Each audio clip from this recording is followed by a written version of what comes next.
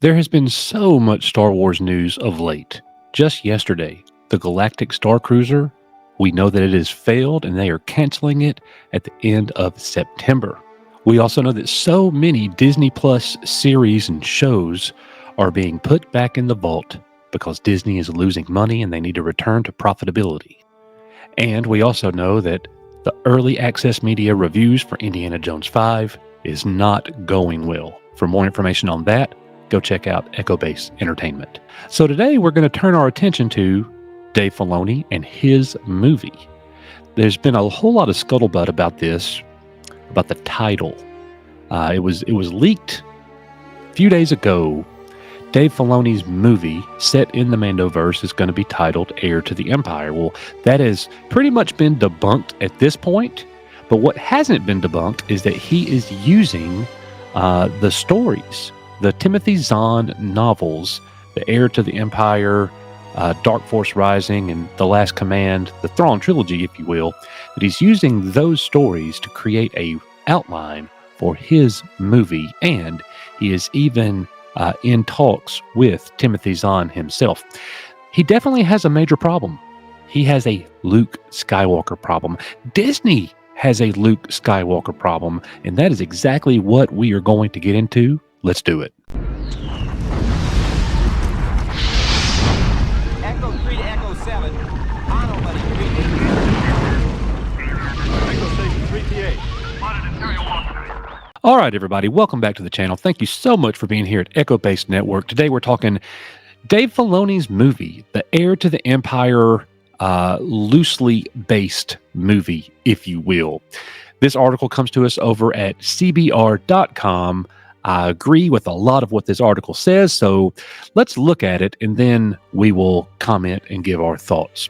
So Star Wars Heir to the Empire movie has a Luke Skywalker problem. Dave Filoni is reportedly adapting Heir to the Empire for his Star Wars movie, but the film is going to have a big Luke Skywalker problem with fans.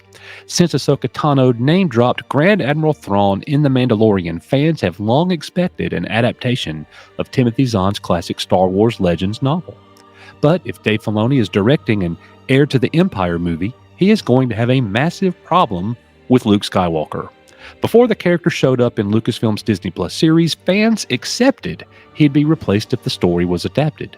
Now, they'd expect him to appear, perhaps prominently. I have some issues with that statement. More on that in a moment. During Disney's Investors' Day presentation at the height of the pandemic, Lucasfilm's Kathleen Kennedy announced a number of Disney Plus series, including Ahsoka. She then said that the interconnected series would culminate in a special event series on the streamer.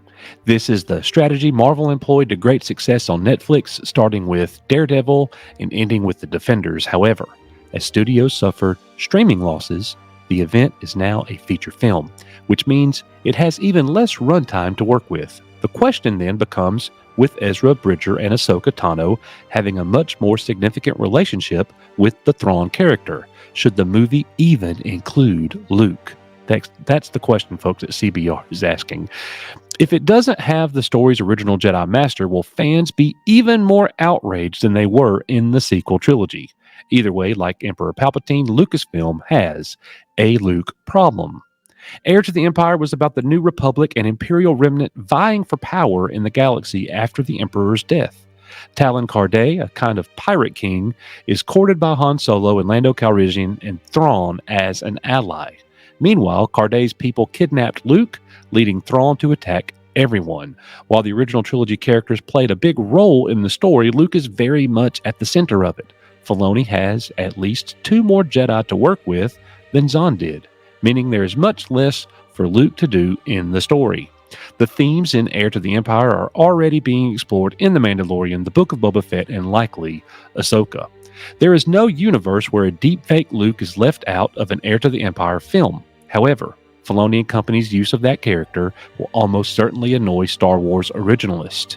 Yet a one-to-one adaptation of Zahn's story would leave Ahsoka and Ezra with nothing to do. Similarly, having Luke be out of touch or on some off-screen adventure would annoy fans or, even worse, make audiences think more about the story they aren't seeing than the one Filoni wants to tell them.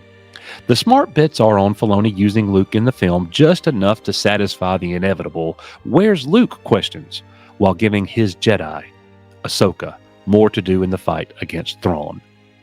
To speculate further, Luke might appear much as he did in Season 2 of The Mandalorian. He will show up, save the day in the last moments of the story, and all things considered, that would still be really, really cool. And again, that's CBR talking, not me. The unrelenting passage of time forever prevented Luke, Han, and Leia from getting the sequel trilogy of films fans wanted after Return of the Jedi. In fact, Zahn's books, including Dark Force Rising and The Last Command, were that trilogy for that era of Star Wars fans. Modern artificial intelligence technology could make actors look and sound like original characters in new films forever. The use of Peter Cushing's Tarkin and Carrie Fisher's Leia in Rogue One wasn't well received, raising questions of ethics and avoiding the uncanny valley. More than likely, it's almost certain the original trilogy heroes will appear in Filoni's films. And again, that's CBR talking, not Coach. I will comment in a moment. Putting aside the ethics, using them as characters like Ahsoka, Din Djarin, and the live-action Star Wars Rebels cast would crown the film. Even the shortened TV series format preferred by Lucasfilm gives storytellers about 4 more hours of runtime to play with. If Filoni's movie was still a TV show, the inclusion of Luke, Leia, and Han would make more sense. A series allows for slower, quieter moments to examine characters with depth and nuance. It also allows for expansive storytelling and character-focused digression. A film presents a problem because the characters the story will focus on might not be the characters audiences most want to see.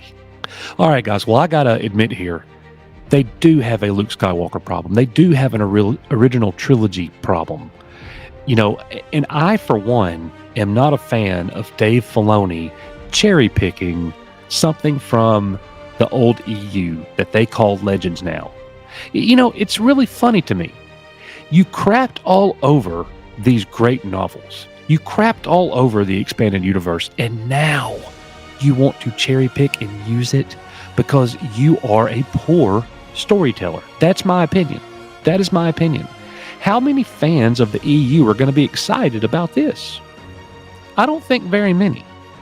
Some might get excited. Some might, ooh, this is Thrawn. This is the Heir to the Empire trilogy. This is Timothy Zahn. No, it's not. This is Dave Filoni Star Wars. And it's really interesting right now, the state of Star Wars that we're in. What's the next big thing that's happening? Ahsoka. What's one of the next big movies that's happening? Dave Filoni's movie.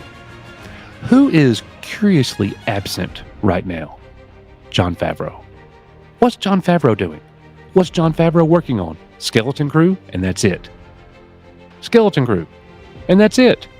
Mandalorian Season 4, eventually, as it's at a halt right now. If it even happens. Who knows? I don't know, guys. It's just something that doesn't sit well with me. You know, you had magic in a bottle. You had magic in a bottle when Luke Skywalker came back. He should be the one getting his own series. He should be the lead in an Heir to the Throne type movie. Now, as big of a Luke Skywalker fan as I am, if Dave Filoni was cherry picking, you know, and he could do this, but it's so unlikely. If Dave Filoni was cherry picking elements of Heir to the Empire, and Luke Skywalker was the main protagonist, now that I could get behind, because he is in a peculiar position. He is in between George Lucas's creation and J.J. Abrams, Rian Johnson, and Kathy Kennedy's creation. And he has to do something that's going to bridge those things. I've read comments where people are saying something like, you know, they could totally retcon the sequels. They could make that Luke a clone in Filoni's movie. I'm like, come on, man. That's not happening. That is not happening. Look at the novels. Look at what's going on. Look at Disney. We can forget that. That ship has sailed long ago, in fact. So let's move on and get past that.